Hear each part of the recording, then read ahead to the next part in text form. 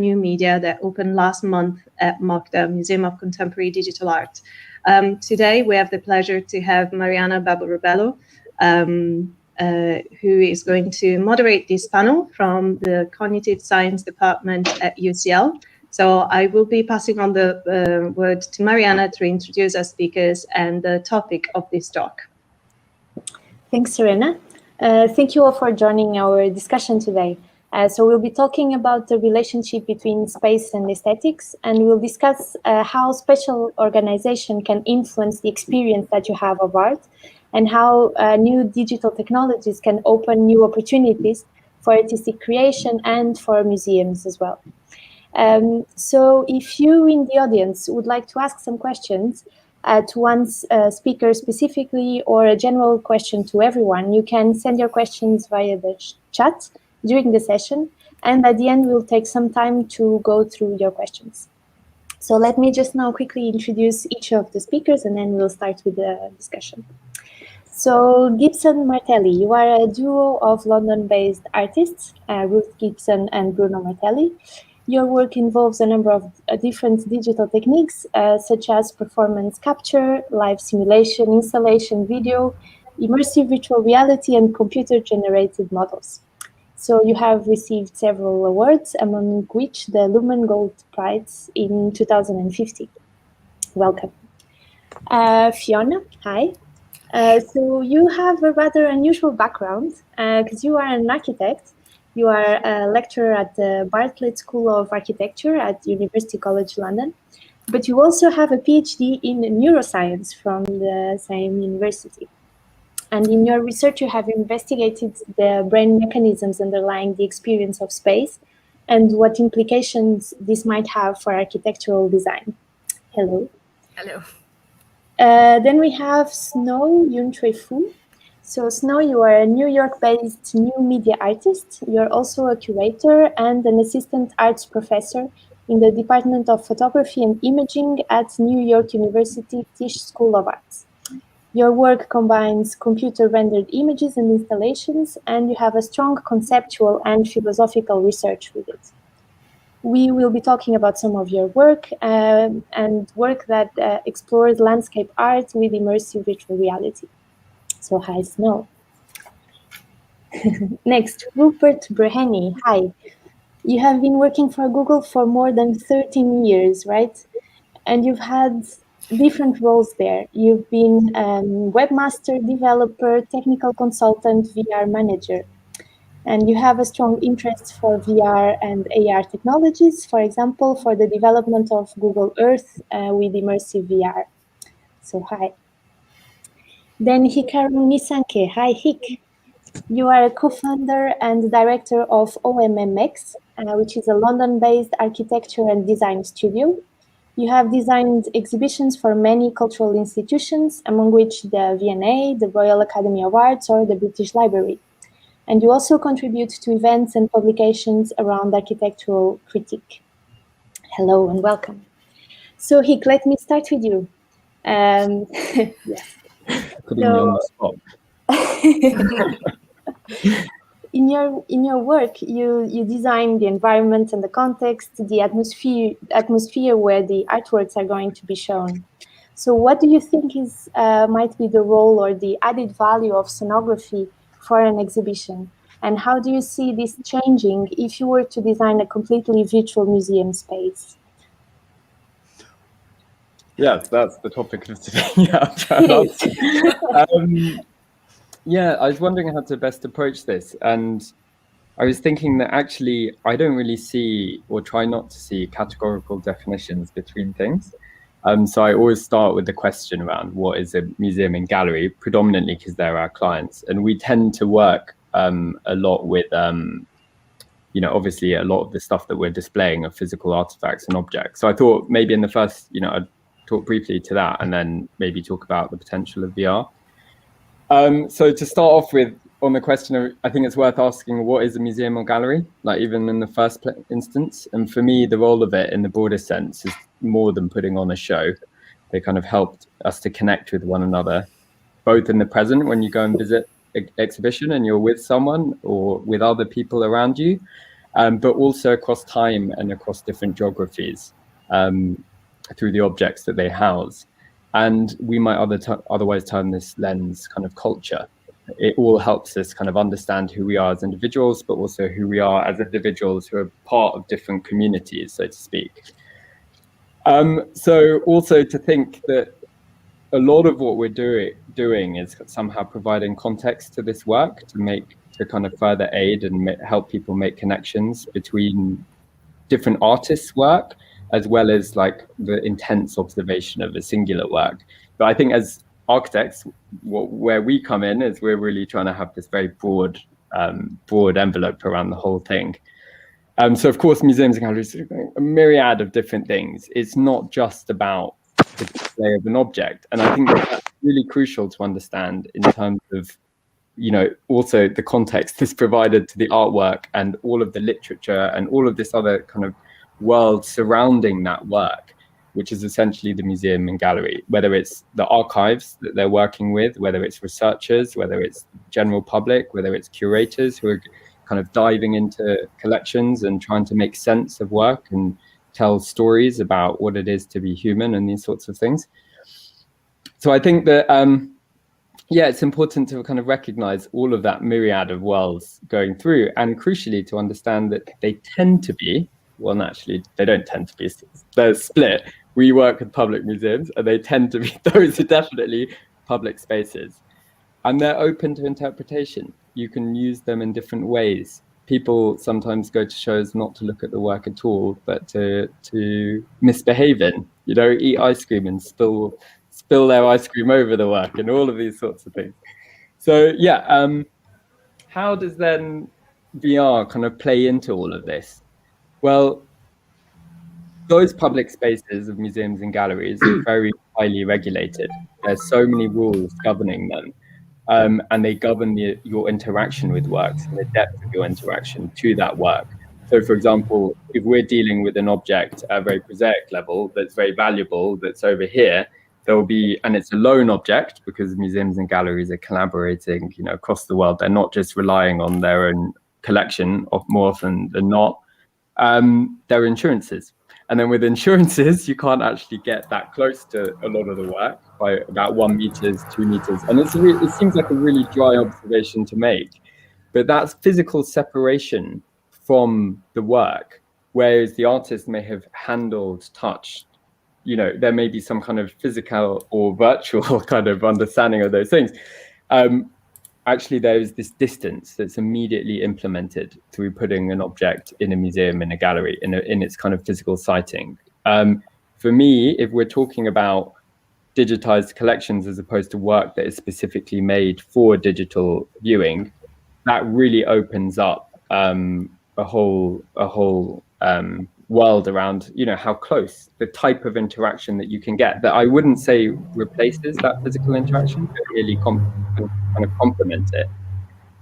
I'm sure that there'll be a million other angles at which we can kind of dissect this as the kind of conversation also kind of unpacks. So I won't go into too much detail, but one other thing I thought was quite interesting to maybe mention is, Mariana will know this well, because we're meant to be working with the V&A on this specific question, was trying to compare how learning can happen in a VR environment versus a physical environment. And unfortunately, the project got crunched by coronavirus. I don't know what the correct word is, but before it could fully be realized. But the thing that I wanted to say was that a key tenet of that was that a lot of galleries and museums, public galleries and museums, have a mandate to reach a wide audience, and they really want to reach people who might otherwise think that art, cultural artifacts, museums and galleries themselves are not for them. And VR has the possibility to liberate the museum from its geographical siting or exhibition and reach a huge audience from all around the world, including people who might be from majority world conditions or these sorts of things. And I think there's a really incredible, exciting potential that can be kind of unpacked around that. which I'm personally very interested in. Yeah, I never really start with the technology per se. I start with what's the vision for these institutes, and then we build around that to think what toolkits are appropriate. What do we have? What are our means? What do we have available to us to help them realize that? Yeah. Thanks, Hik. That's super interesting. So you were just saying the mandate that museums have to reach an audience, and I'd like now to ask Ruth and Bruno if that's also something that the artists have in their minds when they are creating. So, for example, you have presented your work in different contexts. For example, so we'll see now exactly some pictures taken from your website. So Parade, you have shown it in a sort of a kind of a white cube gallery, but here it almost reminds of a living room because it's shown above a fireplace. Huff and Puff, you've showed it in a garden. Big Bob required this huge room because it's a huge piece, but you've also created artworks and installations specifically for some buildings and locations. So and I'm thinking of the XYZ building that you can see there in the picture. So how does the exhibition context influence the way in which you conceive and create your work? And do you think that this surrounding context and atmosphere can change the way that your work is perceived by the people visiting your exhibitions? Do you want me to go? Yes. I think really it depends on the concepts and ideas that we come up with. Often we come up with ideas and concepts before the technology is available to do what we want to do. The project that you've pulled up on all these screens here from the website are accompanied with an AR app. And so there's a different sort of dimension to the work, as well as the work being a physical artifact in a gallery, garden, museum or workspace, or even in the home. And I think with some of our work, that's, we sort of oscillate between sort of not necessarily low tech and high tech, but often sort of accessible and maybe not so accessible. For example, the app that we made for this project Manet, which is a myriad of artworks, the process was quite iterative, and the idea came first, which we were looking at dazzle camouflage. I'm a reader at the Centre for Dance Research at Coventry University, so I'm very much involved in movement, ergonomics, all these kinds of things. And in the app, there are dancing figures, and there are 6 scenes with dancing figures. What you don't see here is that project ended up being in VR as well. And how it became, its iterative process ended up going from the app being an AR app, which enabled people in galleries and spaces to actually move around the artwork to see and augment all the different panels on these different areas. Huff and Puff was made into a set of cards for people at for children at Great Ormond Street Hospital to play with. But I'm rambling, but the iterative process was actually this sort of interest in the cardboard. So of course we made a Google Cardboard custom version really early on, and then the VR developed from that, and now it's on both HTC Vive and Oculus and so on. So do you want to say anything, Bruno? Well, I was going to say, I mean, this project, we're really thinking about creating a new space for performance and taking the performance from outside of the kind of theatre or traditional space, and then making it in some ways trying to make it accessible for people. So the good thing was with the AR was that the app ran on a huge amount of phones, and so you can sort of people could as well as these kind of specific prints that you see here, which were obviously kind of exclusive because they're in galleries and things. People could also download a sort of a copy, like a non-edition version from the internet, just to kind of experience a performance at home. And I guess a lot of people have phones, so it's kind of it was playing with accessibility on one hand, but exclusivity on the other hand. And also as well, there's this kind of the idea of ephemerality. So a lot of work we've been doing was using these large format print and advertising techniques. And like Big Bob, the sculpture you see, I think it's like 14 meters long, and it's commissioned for this gallery in America. And it's made of cardboard, a bit like a pizza box. And the idea was that after the projects was after the exhibition was done, the piece is kind of decommissioned. And in a way, with digital, there's this idea that it's a kind of forms a permanent sort of fossil record of digital artifacts which can never go away. But what we were thinking about was, well, performance is kind of has this ephemeral quality, but then when you use motion capture to record it and you make it into a and you put it in the computer, then it's kind of permanentized. And then so we're trying to reflect back on that by using things like cardboard and large format printing for temporary site-specific installations, things that kind of went away. And I guess the only artifact here, which is actually the permanent one, is the parade print, which is actually a mirror. So it's funny because of that gallery is actually it's a gallery in London called Art House 1, which is a gallery in a house, and so they have a fireplace. And it was interesting when we were thinking about what works we were going to put in the show. We thought, well, this is obviously choose this mirror, and then we go and print it specifically in this particular size because it's perfect to sort of stick over the mantelpiece, kind of and thing. Probably, and then it probably changes a little bit how you perceive that. No, if it's in the context of a house, it has a different. And also as well, you know, you can basically print out all the different markers at home and have your experience at home. You can make little shapes yourself. You've got some of them here. Reese getting a, I think it's called a visual aid. So there's like a microscopic maquette. There are all different maquettes and sizes. But what was interesting with Big Bob is an avatar model of one of the dancers in the VR world, and the AR world. So we ended up blowing him out into a big sculpture. So there were all these iterations that were, you know. Well, it's like a rematerialization of the take a digital thing, turn it into a real thing. That's something we sometimes explore in our work, is taking sort of virtual objects and kind of realizing them in some way.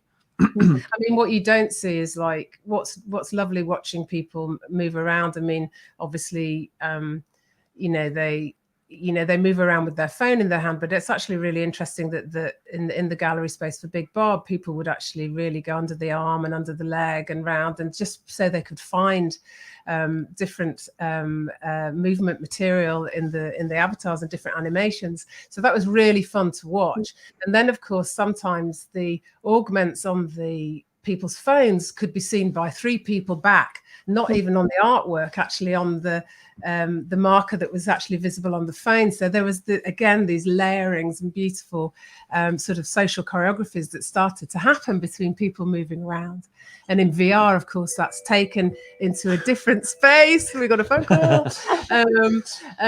It's taken into a different space in VR because, of course, you're in there and you're with the dancers, and the dancers pass through you, pass around you, and you're encouraged to move in that way. So it's quite a different experience in VR. Yeah. So let's continue with the VR, and let's ask something to Rupert. So I think you are a VR and a digital tech enthusiast, right? So how enthusiastic are you about the current and future use of VR technologies for the museum sector and for art in general? Sure. Well, short answer is very much so. Just to set the scene a bit, I should probably point out, my mother was a museum conservator, and my whole family kind of comes from an artistic background. I think I kind of disappointed them by running away and doing science, but it kind of all worked out in the end, and it's kind of come full circle in interesting ways. But I spent a lot of time in museums as a kid and art galleries, and I still remember some very specific events from when I was quite young, including one sort of horrifying one, walking into this giant, I want to say this thing was made out of some kind of plastic molding, but just like a giant mouth that I was convinced was going to chomp down on me when I walked through this. So it already felt this sort of phantasmagoria, these spaces that you tend not to get exposed to in day-to-day life. And that's absolutely true of virtual reality. You have this sense of being able to recreate anything and everything. Sometimes you can go a bit far. And I would say, I'm not just going to talk about Google stuff. I'd say one of my favorite experiences in virtual reality at the moment, if you haven't tried it, you've got approximately, I think, 4 weeks before it shuts shop, unfortunately, is the Wave And this was made by some musician fans, and they wanted to create a virtual space that would allow communities to build. And they had some quite remarkable performance captures. I think Imogen, the name escaped me, of course, but some laser scanning performance music that then you can kind of sit and observe with others, and you have this beautiful image of this artist in front of you playing these very intimate set pieces, and then just dissolving into a cloud of stars at the end, which is a very haunting image. From the Google perspective, actually, I thought it was kind of quite nice to sort of give you a yin and a yang type story. I think some of you are probably familiar with the art project that we have internally, and so the idea being that I have never seen the Mona Lisa, but thanks to the fact that we have this thing scanned at a very high resolution, I can pull out my phone and then stick it on my wall at home, just in this projected augmented reality, and that's kind of fun. So on the one hand, you get this this virtual art in the world around you. It's accessible to all, and we had this great launch. I want to say it was about a year ago now, where you would take a selfie, and then it would identify which famous painting you were, and people were going through the annals of artwork and discovering, so, you know, you had a looky-likey from 200 years ago. It was always quite entertaining. And so on the one hand, we have all of this great material scanned, and it's available on a fairly straightforward website. And I would encourage you all to check it out. There's amazing resources there. And we've sort of embraced the augmented. But on the other hand, as well as taking real art and putting it online in a digital fashion, we've got this quite fascinating cultural institute from the Paris office, if you're lucky enough to go there. Or tell me if you'd, well, when we open to the public again, which hopefully will be soon, you walk into this courtyard of this beautiful, it's a very kind of Parisian, large building, sandstone, kind of exquisite moldings and carvings on this outside. I'm going to say it's about 150 years old, and very sort of Parisian architecture. And just off the side, outside the main reception, is we have what we would say was our art gallery. And you walk into this place, and it's a long, thin room, kind of like a salon, I suppose. And there's one giant big black wall that sort of is 3 meters high. I'm going to say from memory, it's 6 or 7 meters across, and actually bends in the corner. So it's sort of two sides of a box. And then when you pick up the tablet, you can bring the whole thing to life. And then rather than us just recreate a museum experience, which we've kind of done with Street View, we have these little trolleys we push around. And so not only can you see a high resolution image of the Mona Lisa, you can explore the Louvre at your leisure in the kind of Street View interface you're used to. But this is a whole different approach. Rather than just do something as kind of static or predictable, I suppose, as a virtual art space, is we treat art as data. And you have this sort of swimming miasma of little postage stamps, because there's tens of thousands of these things. And on a button press, you can just have them sort of congregate like these flocks of starlings and group them by period or artist or color or subject. All this stuff has had machine learning applied to it.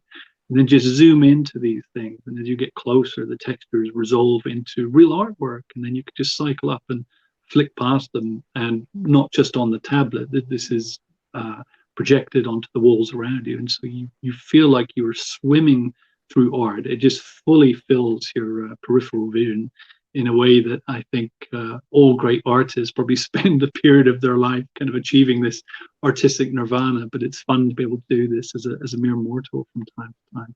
So there's an interesting array of people that are just passionate about art and technology, and we bring them together. And I hope we find innovative ways of sharing that with the world and just making it accessible to everybody.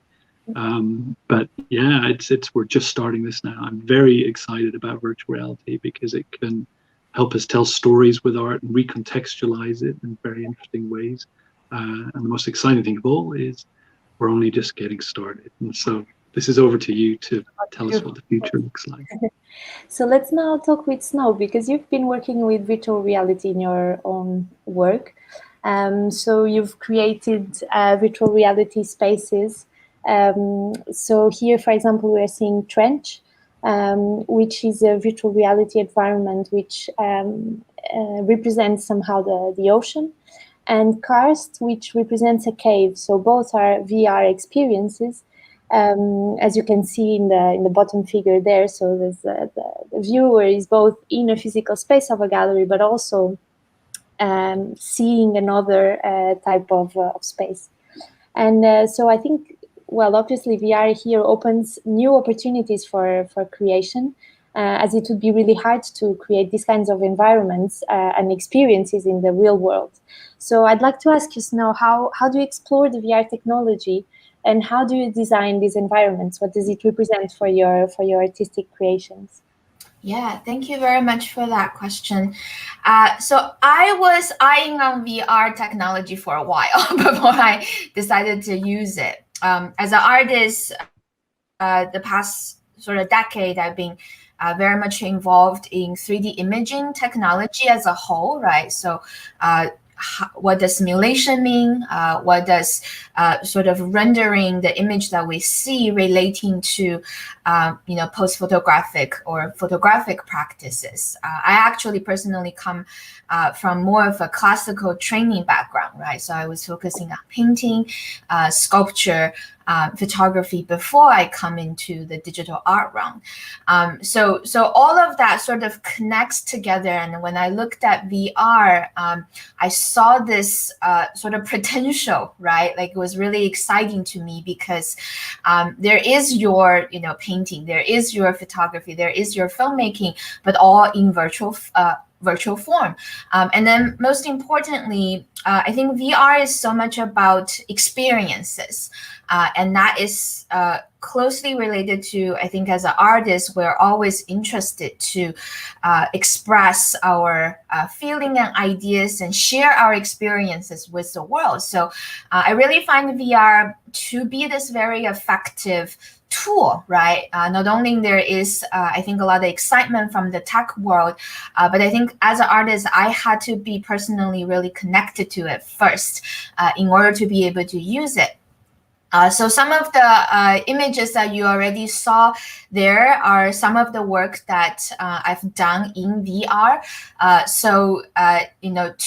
I'm always kind of interested in recreating spaces. A really important topic with my body of work is always about the sublime. So in the digital era, I kind of update it into the techno-sublime, right? So not only one individual can confront the physical environment and understanding their mortality, I think the virtual space right now is the place where we are also looking at that, right? The potential of the infinite amount of information and the infinite amount of space that can be depicted through mediums like VR. I can share my screen too, just to kind of get another sense of some of my work. I want to share specifically two pieces. One is called Karst and one is called Trench. You already see some images from Mariana's slides earlier, but I wanted to share some screen recordings so you kind of get a sense of what a audience's experience would like, right? Being in a 360-degree situation. I can talk kind of briefly about it once I share it. So let me go ahead and do that real quick. So here you go. Everybody can see my screen, right? Yeah, cool. Awesome. So let me go ahead and just play a little excerpt of it, and then I'll talk a bit more about. So this is Karst, right? Yeah, so this piece is from Karst.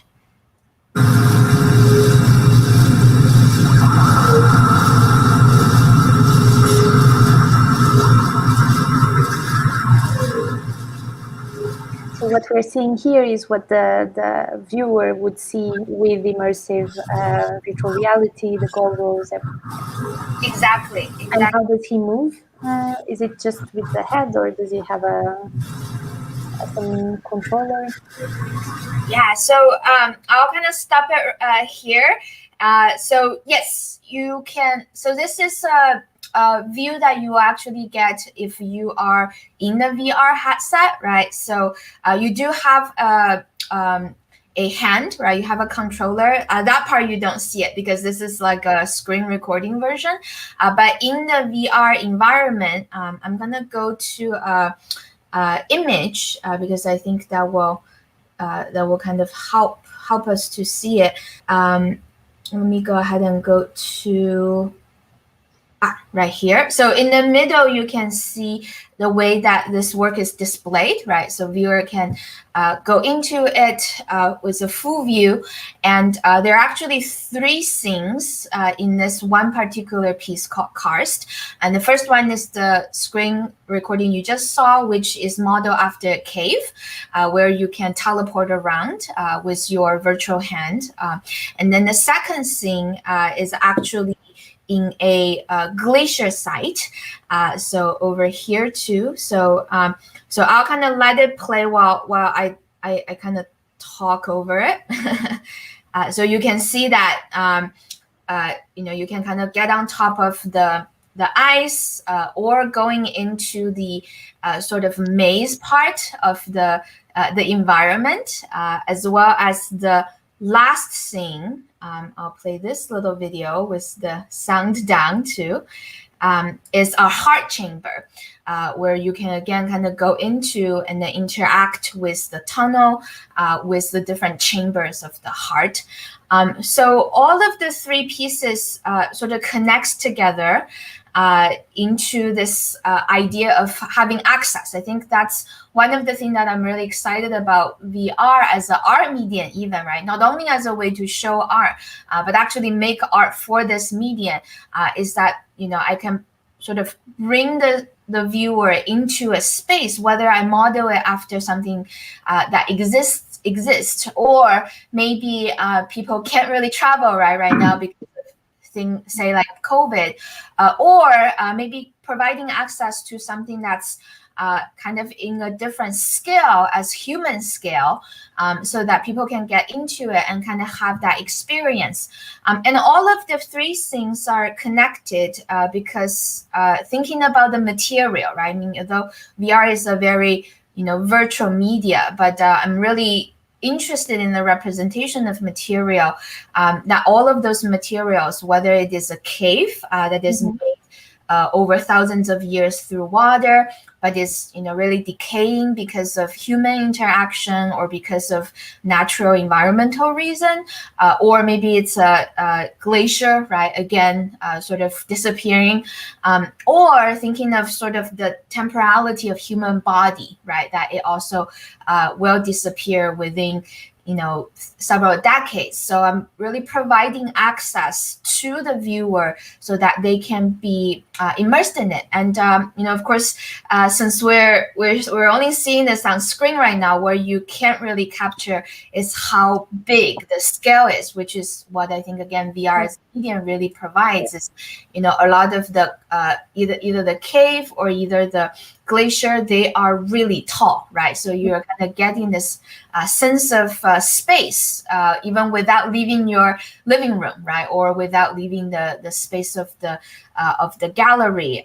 So what I'm after is not really to only bring my viewer into those spaces, but also my experience, right?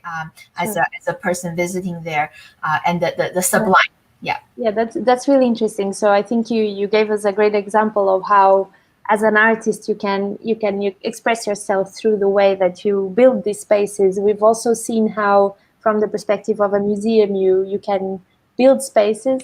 And now I'd like to ask Fiona now, what's the perspective of the viewer? So what do you see as being the main differences when you're visiting a real space or a virtual space? And what's the added value of having art presented in space rather than, on a catalog, for example? Well, I guess that, there are differences. There's also similarities if we're kind of thinking about physical space and a virtual space. But before I get there, I want to pick up on something that you've just said. What's the perspective of the viewer? Because I think that all too often we kind of see virtual reality technologies as something that is a visual experience, and it's not. It's still an embodied thing, even if it's not designed as such or with that in mind. At the end of the day, we all still we cognize the world through our bodies, whether that be a virtual world or us in the physical world, which we actually never leave. And I think that this is one of the things that I find an exciting potential here into kind of recognize how you can design virtual spaces for bodies in mind, and draw upon movement capabilities that we can bring in here, even if we can't, say, leave this little tracking area. You know, there are a lot of things in a multisensory body that we can actually design quite cleverly to give people still that sense of presence being in that space. So I think that the kind of the added value, I think is what you were asking me. I mean, drawing on what others have brought to this conversation is, yes, it's questions of accessibility, but it's not just a kind of being able to go somewhere that you can't physically access, but it's also being able to start designing experiences to meet different people and different needs in a way. Because if you go into a physical space and you're viewing a piece of art, you know, it's kind of designed in a way, and it's exhibited in a way that is, you know, for everyone. We all get the same experience, even though at the end of the day we don't necessarily, because context matters. We don't just go into a space without bringing our memories, our imagination. So we kind of, when we thinking of, for example, the Gibson Martelli piece that is presented in a museum that is like a house with that fireplace, you know, everyone will have different connotations. It's a different experience for all of us. But I think that this is something that you can push even more in VR and, you know, allow a certain amount of agency potentially. I think that there are some things that are potentially similar. I was interested when Snow was kind of raising the point of scale. Scale is something that is really, really difficult still to gauge in virtual reality. Just you kind of sometimes have to amplify things. Depth perception isn't easily mimicked in the same word. Actually, this brings me to another point. I'm kind of trying also to draw on what people have brought to the conversation, because there have been so many interesting things being said, and I'd kind of like to take some of those further in the conversation then. It's just I think it would go wrong if we try to make it too real in the sense of just replicating the physical world, but actually really thinking about what virtual reality, or I should say, you know, all the different types of realities that we can talk here, because, you know, it isn't just kind of one thing as in virtual reality. We kind of go across the whole virtuality reality continuum. And there's things like AR, we've seen examples today, you know, there's things like extended reality, XR, there's things like MR, mixed reality. And I think in all of these, there are things to be gained, but at the end of the day, it's always a kind of a hybrid thing. It's a coming together of, you know, our bodies in a physical space, experiencing something in an overlay of another type of space. Does that make sense? So I think it's not about a kind of an added value or a diminishment. It's actually working with the technologies to potentially explore new things rather than just to try and replicate what was already there. The other thing that I kind of felt really strongly come out of the conversations is context. Context matters. And that is, you know, and you can interpret context in so many different ways. In just the thing that I just mentioned in terms of memory, we all have different lived experiences. So when we go and we share an experience in a museum, physical, in a gallery, physical, in an online platform, we all come with different backgrounds. And so how we pick up on what is being presented to us will be very, very different. Context also matters in what Hikaru was mentioning at the very beginning in terms of going to a physical museum. There's others there. You know, this changes the experience quite drastically.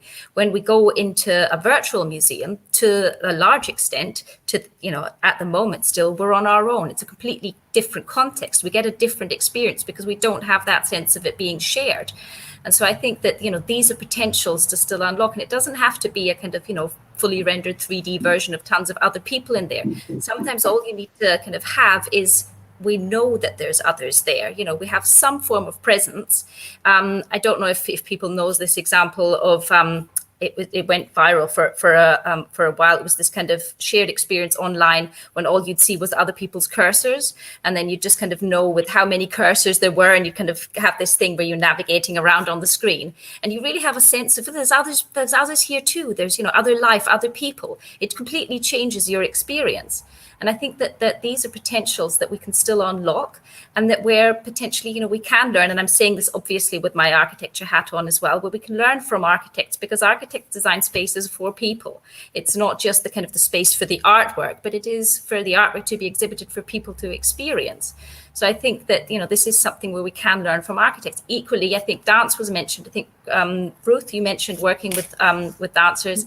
I work quite a lot with choreographers and dancers in my own kind of on the side of architecture and design. And this is one of the things that I've also kind of learned is, bringing different disciplines together, having conversations. We all find overlaps. We can learn from one another in this sense. So even if these kind of bodies that we would then have in space, even if they don't stand for somebody who is actually there at the moment, just having that aspect of life introduced into it, I think will enrich virtual experiences no end. I kind of feel I'm kind of rambling a bit, but the perfect summary of everybody's. But the final thing that I would like to kind of make the point about movement is something that it is something that I still see an awful lot in VR experiences, that movement is always treated as something that has to be limited in some way, just for, reasons of we can't actually physically navigate and move around a large scale space when we're in these little VR goggles or on our screen. But I think that, again, if we learn a little bit more, and this is me now, cognitive scientist hat on, trying to understand, how the body actually constructs its representation of itself in space and how it moves. There's things that we can learn, and that we are multi and cross-sensory beings. We have sensory motor contingencies where if you design something in a visual way, and even if you're just kind of drawing upon a little bit of movement capability, even if it is just that hand navigating, even if it's that one step, by actually tying all these different things together, sound coming in, etc., all the things that are easily done, you can still give a much more kind of agile experience that isn't just there for your eyes to kind of passively lean back and observe, but you'll feel actually much more engaged and radically embodied in this virtual environment. Yeah. So I kind of feel maybe I should stop there, otherwise I will just ramble, and there's lots to discuss still, I think. No, it's super interesting, and you've opened so many doors now to try and discuss. Let me just remind the audience that if you want to ask questions or make comments, feel free to use the chat, and for the questions, we'll keep them for the end of the session. And I think I'll continue with what you were saying about movement. So, for example, Hik, I guess you design spaces where people can move while being surrounded by many other people. But then, so how is this something that you integrate in your work? And I guess that's a major difference with VR, where for movement and navigation, it's not so easy to have people interact with the space. So I'd like to hear, what you have to say, Hik, and probably Rupert as well. Sure, yeah. It's been fascinating. Like, the more that everyone has been talking, the more that my mind has just been running a million miles an hour, kind of thinking about the endless possibilities. We always think very carefully about the capacity of the galleries and those sorts of things, and the visitor experience is always core to everything that we do. And we think of, when we talk with galleries, museums like the V&A, and we're working with them, and they're talking about interactives and VR and how they display. They have real problems with VR headsets, actually. It's a huge issue because it's not a collective experience, and people go to museums very differently, and they go, well, if you can wear it in your house and you can experience that at home, then maybe the museum's offer needs to be something else. Yeah. And I thought that maybe dovetails neatly with Rupert's kind of descriptions that he was talking about this kind of like archive of art, like a million choices, and just being able to flick within it. And I was thinking, what does this really all mean? And I was sitting back from it all, looking at us all in our homes, which are now our workplaces, right? And all of this, and how technology has actually really unraveled the way that we understand space and the world around us, and all of these things, right? So when Rupert was talking about Google's interaction, like view of the world of art and scanning, and also creation of new content, and this kind of fluid miasma of all these things, it was like, you're asking, well, they've kind of, through this technology, you could undo the role of the exhibition space, like who a curator is, what is a museum or gallery, is it a public space? Sometimes I'm sure that it could lean more public, it could lean more individual. And really, it's just completely undone everything. And I think the starting point is maybe that to understand that it has folded in the world on itself. And unraveled those things. So the museum, what is a museum actually in digital space? It could be your living room, to be totally honest. And your living room is no longer space with your TV and sofas. It's something else. Like maybe your living room could be connected across the whole planet, where you're having conversations like we are now. This is a type of conversation. This is a kind of living room, right? And all of those things. So without going too crazy, I'll ground it like a very simple observation about maybe just an insight into how we work. We're actually creating digital environments all the time. That's literally what we do. And Mariana, you saw when we were discussing cars, I mean, we create a digital replica of the exhibition, which, yes, you could enter virtually if you wanted, in planning and arranging all of these things. And then the exhibition opens and people go and visit, and, you know, I don't know, thousands, tens of thousands of people visit it. But then again, I'm super interested in this idea of a kind of record, a scan, because that's a really ephemeral moment, the moment where all of these works from around the world in the work that we do are in one place. Sometimes for the first and only time that will happen, like when we did Dali Duchamp and these sorts of things. And then how do you preserve that knowledge? Because I think that's where it's kind of crucially different from what Rupert was explaining, because I think the curator is a really important mediator in making that information accessible, readable, understandable, digestible. And those exhibitions serve as much more than just, here's everything, or go run into this archive and just dip and dive in everything. Because it's completely overwhelming if you go into a massive library and you're just like, where do you start reading?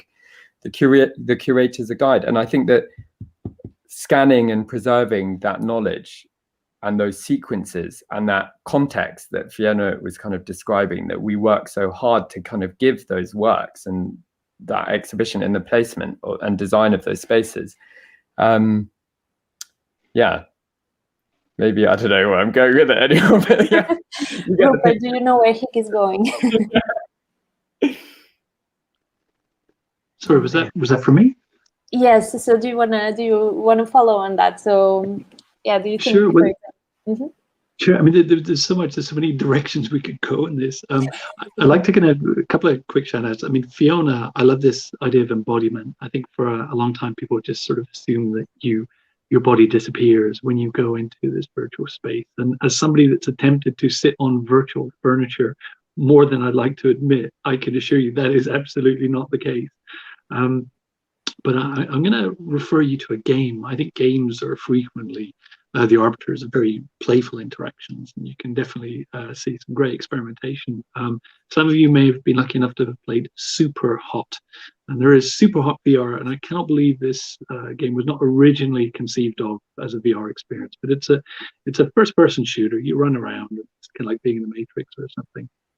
But when you're in VR, of course, not only are you tracked in space, your limbs are tracked, your head is tracked. And so rather than just translating you through this virtual set, what they choose to do there is the velocity of which you pass through it relates to the speed or the time passing. And so it sort of become known as the game that time moves when you do.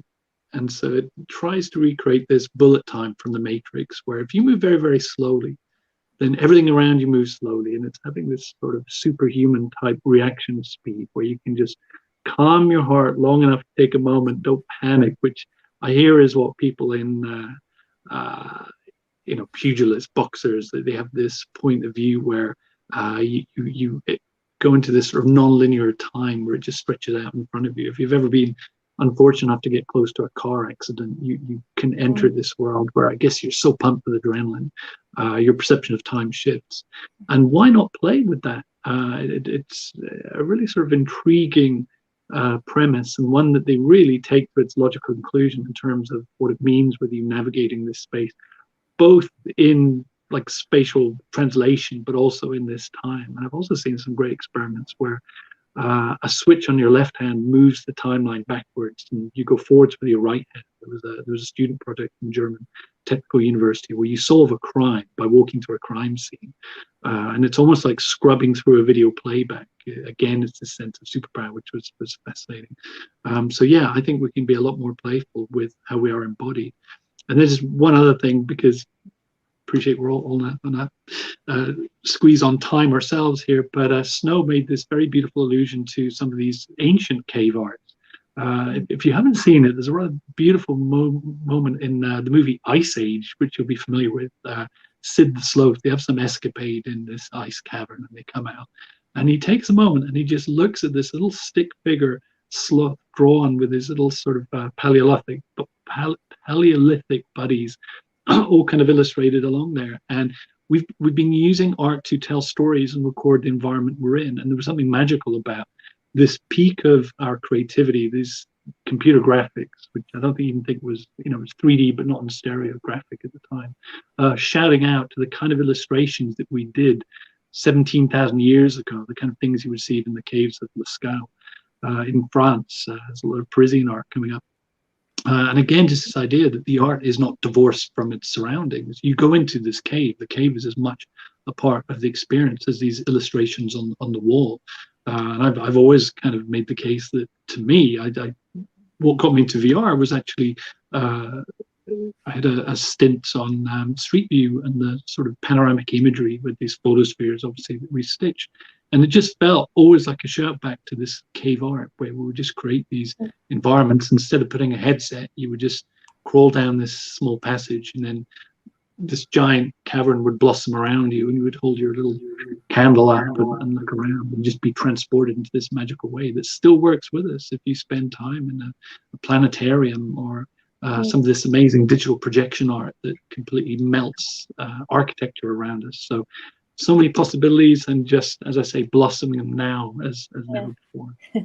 So time's running, but I'd still like to hear a bit about Gibson, Martelli, and Snow. So what's your view about movement? So both movement of the viewer, the person who is experiencing your artworks, but as well the movement that you create in your artwork. So, for example, I'm thinking of the dancers that you represent in your work, Ruth and Bruno. So what does this movement do? Is it something that creates also a sense of immersiveness in space, for example? So I don't know. I feel like I don't want to answer your question because so many things are going on in my head about everything else that people have been saying. I'm sorry about that, Mariana. Because there's a few things that I'd like to say. I'd like to ask Rupert and Fiona what they mean by embodiment. Just think about that for a second, and because it's something that I'm looking at that in a very with my dancer hat on. And the other thing is the limitations are really fantastic. People were talking about limitations of space, and limitations as an artist can provide some extraordinary revelations, really, and innovations. And Rupert was talking about playful and games, and I think that is really integral to the work that we make, in that we invite people into the work, but it is very much, we love accidents. And accidents make things live, and things like this discussion, it's quite hard on a 2D screen to get an impression of the liveness of it, even though we're getting questions in the chat and so on and so forth. I think that liveness has been something that has links to this sort of somatic sensation, that links to embodiment. And I think that Bruno and I have been actually meeting in VR with our collaborators. So we've been meeting in Rec Room, meeting in Mozilla Hubs, meeting in VR chat, to actually walk around while we're having meetings. And I think it's been really changing the way that we're making the work, because we're not just watching every little flicker or cat or dog or anything that's going on these Zoom screens. So I guess I haven't answered your question at all, Mariana, but I'm buzzing. That's okay. I'm totally buzzing with everything that people have been bringing up, and so, like Rupert says, so many could just it's like the ethics of AI. It could just go in so many directions. Were you going to say anything? No. What can I add to that? Answer Marianne. Mariana. That's okay. You can comment on what you want. Well, it's very exciting to encounter moving bodies in virtual space, because it gives you a chance to be with a performer in a way that you can't do, because you're effectively on stage with them, if you like, or it's like an inverted performance in the round. And but of course there's a kind of difference between the sort of pre-recorded motion capture that we've been using and how you can sort of manipulate that to give chance and randomness and to change that. But we've also been experimenting with streaming live motion capture, and also having live performers in the same space as the audience. So the audience have like a backpack PC and a headset, so they're untethered, they can walk around, and then our performers are motion captured, and they're both in the same space. And you have this kind of magical moment where the audience is not quite sure which is a computer controlled avatar and which is a human controlled avatar, because the digital representations are both the same. And then the performer can come up and actually touch you, and it gives you this really freaky moment of extending touch out of the digital into the physical. It's super theatrical in that way of sort of like, it's suspension of belief rather than suspension of disbelief. And it's like, that what you're seeing is an avatar, but a real person. But actually, it's like you kind of want to play the game in your mind, these ideas we're thinking about and having fun with, I think. Yeah. So we have many, especially touch, because touch that we, we have many questions and comments from the audience. Snow, if you want one last comment, and then we'll try to address some of those questions. Sounds good. So relating to the question of movement and some of the things that other panelists have talked about, first of all, thanks very much, Rupert, for bringing up the Plato's cave analogy. It's actually a very big part of my work, which in terms of thinking about digital imaging in general, but especially VR, right? Because it's so immersive, it's so sort of convincing. So I think, really with this kind of idea of mixing the physical and the virtual reality, right? Like, I think there's a lot of potential in it. I also wanted to bring up a couple more terms relating to, the idea of maybe movement in VR, or just the embodied experience in general. And they are actually from the anthropologist Victor Turner. So both the idea of the liminal and the liminoid, I think, are two very helpful concepts to understand digital technology like VR. Liminal, as we know, is, something that, there's a transformation, right, happening. And I felt like when we are experiencing, VR, there is actually something happening, right? There is sort of something that's from nothing to something else. And then, especially the way I think like we can move around, we can look up. I mean, it is a very sensory experience. I think, Fiona, you're absolutely right. It's not just the visual experience. It gives us not only sort of what we can see, but what we can hear, but also kind of what we can feel, right? And actually, when I'm experiencing other people's VR artwork, I'm really like heightening my sensory about my body, right? Because I'm a little bit nervous, like, am I gonna hit something? While I'm really trying to sort of enjoy the moment, right? Whatever I'm seeing 360. But I think the other term, liminoid, is also very good, right? I think it's related to playfulness. It's related to experiment. And then, even though, things like my artwork in karst, you see the rock possibly falling down, or you are on the top of a glacier, possibly you will fall off, but there is actually no real danger, right? You're still sitting in front of the VR setup, and you're still maybe in your living room. And so there is this kind of, I think, interesting aspect of entering something, but then also kind of coming out without real stakes. So I think, it exists sort of both at the same time, both the liminal and the liminoid kind of quality of VR. Thanks, Snow. I think we'll now have Serena joining us. Serena? and you bring some questions from the audience, or not. Okay, we have some questions appearing there. So people sometimes talk about site-specific artworks. Is this concept still useful in VR digital art? Digital artwork in specific physical site and physical artwork in digitally created environment? And this is a question from Patrick Haggard. So who would like to address this question? I can go ahead and say something real quick. I actually think about this a lot because I also was working with physical artwork. But even when you were working with physical artwork, you know, there is this idea whether you maybe commissioned to be setting this up in this particular space, right? So the idea of site specificity, or nowadays, most of my artwork are digitally born, right? So it almost make more sense to show in a digital way too, because of the nature of the piece. So I think the site-specific site-specific concept definitely works in the digital environment. And I just say one more thing. I felt like also designing exhibition space. Nowadays, we see a lot of VR exhibition online, right, with Mozilla Hub and so on and so forth.